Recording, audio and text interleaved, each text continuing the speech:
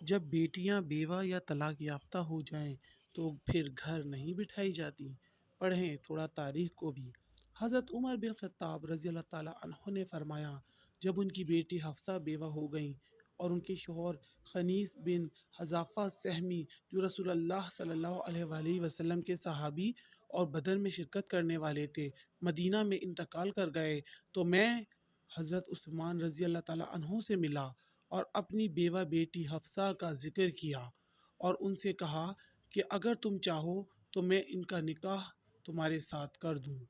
حضرت عثمان رضی اللہ تعالیٰ عنہ نے کہا کہ میں غور کر کے جواب دوں گا۔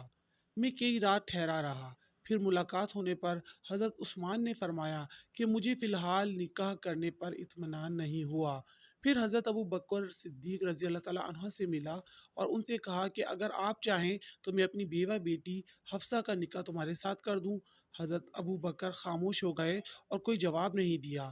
مجھ کو حضرت ابو بکر صدیق رضی اللہ تعالیٰ عنہ کی اس سرد مہری سے اس سے بھی زیادہ رنج ہوا ہے جتنا حضرت عثمان رضی اللہ تعالیٰ عنہ کے انکار سے ہوا تھا۔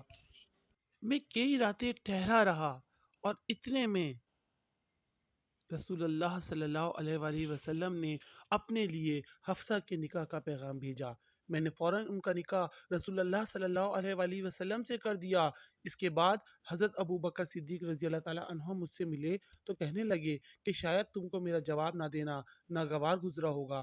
میں نے کہا ایسا ہی ہے۔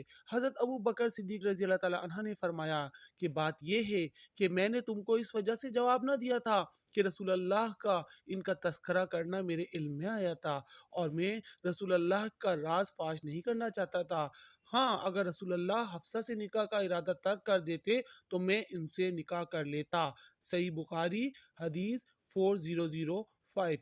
ملاحظہ فرمائیے کہ حضرت عمر رضی اللہ تعالیٰ عنہ نے کس طرح خود ہی اپنی بیوہ بیٹی کا نکاح کا پیغام پہلے حضرت عثمان غنی کو دیا اور پھر حضرت ابو بکر صدیق رضی اللہ تعالیٰ عنہ کو۔ یہ خلفائے راشدین میں سے ہیں، جس سے پتہ چلا کہ بیوہ یا متعلقہ کے دوسرے نکاح کو عیب نہیں سمجھنا چاہیے، اور یہ بھی پتہ چلا کہ لڑکی والوں یا لڑکی کے سرپرستوں کو خود کسی لڑکے یا اس کے سرپرست کو نکاح کا پیغام دینا جائز ہے، اور یہ عمل غیرت و حیا کے خلاف نہیں۔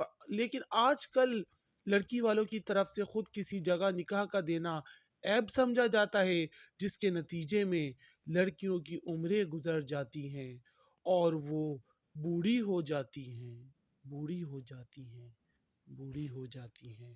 چینل کو سبسکرائب کیجئے، ویڈیو کو لائک کیجئے اور زیادہ سے زیادہ شیئر کیجئے اور ویڈیو کو لائک کیجئے۔ چینل کو سبسکرائب کرنا مت بھولیے گا۔